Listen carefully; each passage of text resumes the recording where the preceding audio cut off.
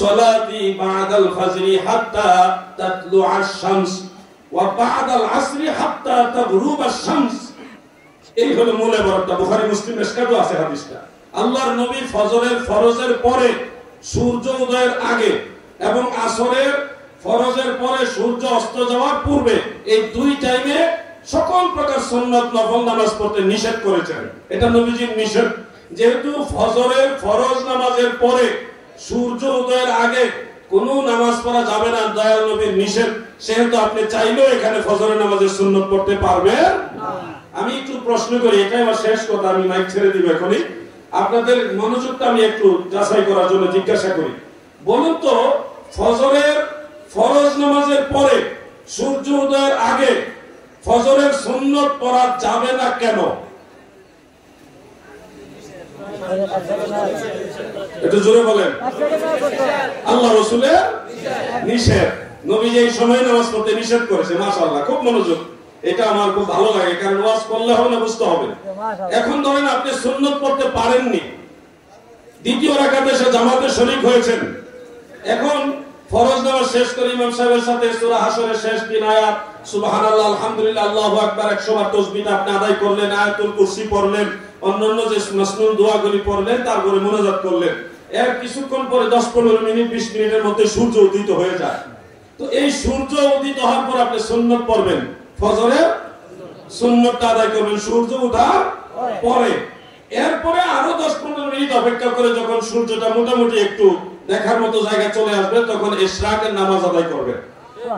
ইশরাকের নামাজ নামে যে একটা নামাজ আছে, দুঃখজনক বিষয় হলো আমাদের তরুণ প্রজন্ম যারা স্কুল কলেজ পড়ুয়া, তারা অনেকে ইশরাকের নামাজ যে আছে এটা জানেই না।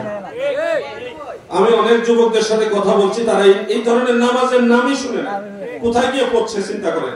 ইশরাকের নামাজ আপনি যদি আদায় করেন তাহলে আপনার কি লাভ? একটা বড় হজ, একটা উমরা হজ, একটা বড় হজ আর একটা উমরা হজ, একটা বড় হজ আর একটা উমরা হজ আদায় করলে যে সওয়াব, ইশরাকের নামাজ আদায় করলে ওই সমান সওয়াব। সুবহানাল্লাহ। এই আমলগুলি সোনাকান্দা দরবার শরীফে ট্রেনিং দেওয়া হয়। এখানে কোনো ভণ্ডামির আশ্রয় প্রশ্রয় নাই, এখানে মাজার দিয়ে ব্যবসা করা হয় না। এদিকে যেদিকে তাকাবেন, হয় মসজিদ দেখবেন না মাদ্রাসা দেখবেন, কথা ঠিক কিনা ভাই? আপনাদের কাছ থেকে যেটুকু সহযোগিতা নিয়েছে, আজকে নিয়েছে টাইলসের জন্য। টাইলস মানে হলো এখানে মানুষ নামাজ পড়বে, জায়নামাজ কিনছে আপনার কাছ থেকে, যে আল্লাহর ঘর মসজিদের জন্য জায়নামাজ দেন, আপনি জায়নামাজ দিলেন। এটা কিন্তু টেম্পোরারি জায়নামাজ না, মোটামুটি একটা লম্বা সময় এই জায়নামাজটা থাকবে। তো যত বছর, একটা ধরেন আনুমানিক বলুন তো, একটা টাইলস কত বছর যাবত থাকতে পারে? 100 বছর, অন্ততপক্ষে 30-40 বছর তো যাবে, 100 বছর যাবে না। এটা মনে করেন জোর করে বললে হবে না, একটা বিল্ডিং 100 বছর টিকে না। বর্তমান যে অবস্থা, আমাদের বাংলাদেশে সিমেন্ট আর ইটের খোয়া দিয়ে যে বিল্ডিং হয়, এগুলি 100 বছর টিকে না। পাথর দিয়ে যদি করে তাহলে এটা ভিন্ন বিষয়, বিদেশি। আমরা বাংলাদেশের যে ইঞ্জিনিয়াররা কাজ করে, ওনারা তো আন্তর্জাতিক ইঞ্জিনিয়ার, রডের বদলে বাঁশ দিয়ে ব্রিজ বানায়। এটাতে এই কামলা বেশি আমাদের দেশে, যার কারণে 100 বছরের চিন্তার মনে রাখাই যাবে না। সর্বোচ্চ 50 থেকে 60 বছর একটা বিল্ডিং সাধারণত এইটুকু টিকে। আবার আমাদের দেশে বিল্ডিং একদিকে বানাইতেছে, আরেকদিকে ভেঙে পড়তেছে। ব্রিজ উদ্বোধন হওয়ার আগে ভেঙে গেছে, এরকম ঘটনা বাংলাদেশে হয়েছে কিনা?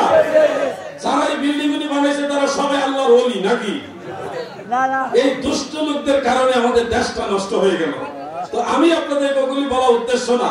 আজকে যারা জায়নামাজ দিয়েছেন মসজিদের ভিতরে, এই জায়নামাজটা যতদিন এই মসজিদে থাকবে, আল্লাহর ওলির দরবারে হাজার লক্ষ কোটি মানুষ আসবে, আল্লাহকে সেজদা দিবে। এই সেজদা আপনার দেওয়া একটা জায়নামাজে সেজদা দিবে, সেই সেজদা যত বছর পর্যন্ত হবে তত বছর সাদকায়ে জারিয়া অটোমেটিক সওয়াব আপনি পাবেন, আপনার মা বাবা পাবে, আপনার বংশের মুরব্বিদের রূহের মধ্যে, তাদের আমলনামার মধ্যে অটোমেটিক কাউন্ট করা হবে, জমা হয়ে যাবে। সুবহানাল্লাহ। এই আল্লাহর ওলিদের দরবারে এটাই করা হয়। আমি আর আলোচনা দীর্ঘায়িত করছি না, আমার অত্যন্ত মহব্বতের